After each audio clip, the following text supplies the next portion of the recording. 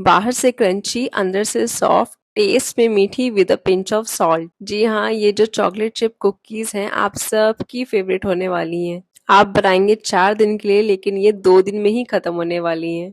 आपको देखने में लग रहा होगा कि मैं ये बाहर से लेकर के आई हूँ, बट बिलीव मी, ये मैंने घर पे ही बनाई हैं, क्योंकि इनको बनाना इतना आसान है कि आपको बाहर से खरीदने की ही जरूरत नहीं है। तो रेसिपी शुरू करने से पहले अगर आप चैनल पे नए हैं तो आप फटाफट से सब्सक्राइब कर दीजिए, ताकि मैं और यमी यमी रेसिपीज आपके लिए ला सकूं। और मुझे ये भी बताइएगा कि आप ये वीडियो कहाँ से देख रहे हैं। तो चलिए शुरू करते हैं। सबसे पहले आपको ले लेना है अनसॉल्टेड बटर। इसे आपको मेल्ट कर लेना है। आप वैसे तो सॉल्टेड भी ले सकते हैं, बट उससे फ्लेवर थोड़ा सा ज्यादा नमकीन हो जाएगा, तो आप कोशिश करिएगा अनसॉल्टेड ही लेने के लिए। अदरवाइज आप चाहें तो इसको घी में भी बना सकते हैं। तो बटर को मेल्ट कैसे करना है मैं आपको वही दिखा रही हूँ। आप इसको गैस पे रख के गर्म करके मेल्ट कर सकते हैं।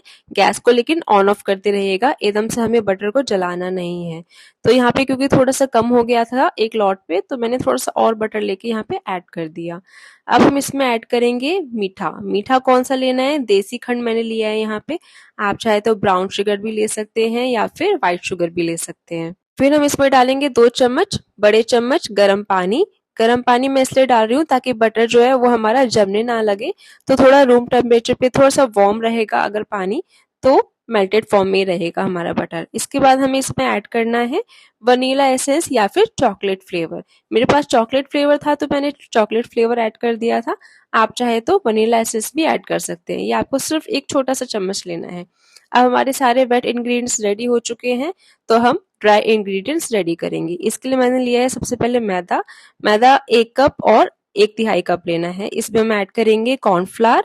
कॉर्नफ्लावर 1 बड़ा चम्मच। फिर हम ऐड करेंगे बेकिंग पाउडर 1 छोटी सी चम्मच, बेकिंग सोडा आधा छोटा सा चम्मच, और सॉल्ट ये आधा छोटा सा चम्मच लेंगे हम। इन सबको मिक्स कर लेंगे, छान लेंगे ताकि थोड़े से लम्स हो तो वो निकल जाए। अब इसको हम साइड कर लेंगे और इनको हम ऐड करेंगे अपने उसी वेट इंग्रेडिएंट्स में। इसको आपको यहाँ पे स्पैचुला से ही मिक्स करना है। यहाँ पे आप चाहे तो हैंड ब्लेंडर का भी यूज कर सकते हैं। आप इलेक्ट्रिक बीटर का यूज नहीं करिएगा, उससे हमारा डो अच्छे से मिक्स नहीं होगा।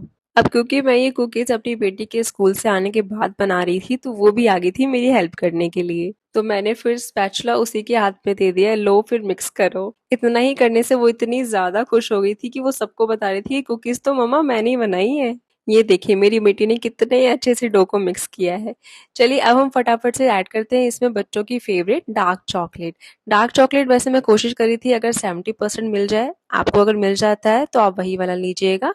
वो मुझे नहीं मिला था, तो मैंने ये 55% वाला लिया था। इसको हम रफली चॉप कर लेंगे। इसको आप कूटिएगा मत। कूटने से क्या होगा, हमें जो मोटे मोटे चंक्स चाहिए कुकीज के अंदर वो नहीं मिल पाएंगे, क्योंकि इस कुकीज में से जब ये मोटे मोटे चंक्स पिघलते हुए निकलते हैं तो बहुत ही अच्छा टेस्ट आता है। तो इसको आप हाथ से ही, चाकू से ही कट करिएगा या छोटे छोटे पीसेस बनाइएगा। यहाँ पे अगर आपको चॉकलेट, डार्क चॉकलेट नहीं मिलता है तो आप चॉकलेट चिप्स भी यूज कर सकते हैं, बट जो कुकीज के अंदर मोटे मोटे चंक्स आते हैं उसका एक अलग ही टेक्सचर होता है। तो मैं आपको रिकमेंड करूंगी आप चॉकलेट ही लीजिएगा, चॉको चिप्स नहीं लीजिएगा। अब इसको हम ऐसे ही रफली अपने डो में मिक्स कर लेंगे। दूसरा तरीका ये है कि आप इसको यहाँ पे मिक्स ना करें। आप जब डो को कुकीज का शेप देंगे तो आप वहां पे भी अलग अलग से चंक्स को ऐड कर सकते हैं या ऊपर से चिपका सकते हैं, तो वो भी एक अच्छा टेक्सचर देता है। अदरवाइज आप इसको यहाँ से मिक्स कर लेंगे तो भी अच्छा लगेगा। अब हमारा डो पूरा अच्छे से रेडी हो गया है। अब हमें बस शेप देना है इसको। अब आप शेप कैसे देंगे, तो आपको वैसे तो इसमें सिर्फ बॉल्स बनानी है। आप एक साइज के बॉल्स बना के रख सकते हैं, उसको मतलब सेमी सर्कल में, सेमी स्फेयर शेप में रेडी करना है। बट दूसरा तरीका ये है कि अगर आपके पास ये आइसक्रीम स्कूप है तो आपका काम और ज्यादा आसान हो जाएगा। आप उसी में अपने आइसक्रीम स्कूप में डो को रखेंगे। साइड से अगर कोई एक्स्ट्रा डो है तो आप उसको हटा दीजिए और बस आपका ये कुकी रेडी हो गया है बेक होने के लिए। अगर इसमें ऊपर से चॉकलेट्स अगर दिख रही हैं तो ठीक है, और अगर नहीं दिख रही हैं तो आप अलग से भी उसमें चिपका सकते हैं उसको, क्योंकि जब ऊपर से वो चॉकलेट दिखती है तो वो बहुत ही प्यारा लगता है। अब हमें क्या करना है, इसको थोड़ा सा रेस्ट होने देना है 1 आवर के लिए, लेकिन ऐसे नॉर्मल तरीके से रेस्ट नहीं करना है।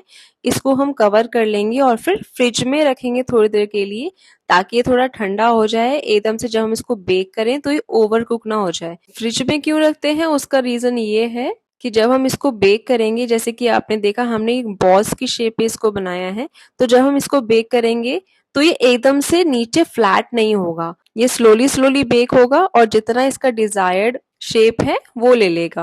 और फ्रिज में रखने से एक फायदा और ये होता है कि हमने जो इस पे चॉकलेट्स लगाई हैं वो अगर बाहर ही बाहर हम इसको बेक कर देते तो वो फटाफट से मेल्ट हो जाती है, उसका टेक्सचर एकदम खराब हो जाता।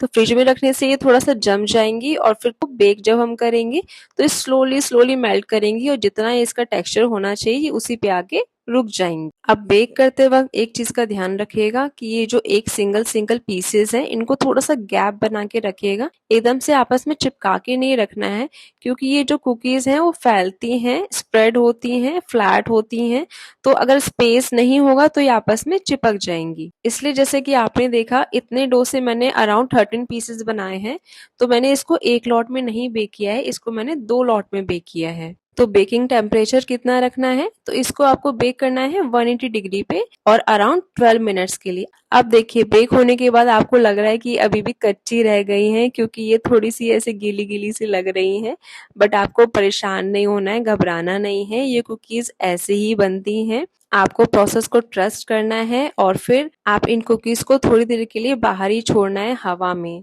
मैंने इनको 15 मिनट के लिए ही बाहर छोड़ा था और उसके बाद ये प्रॉपर टेक्सचर में आ गई थी या हार्ड हो गई थी।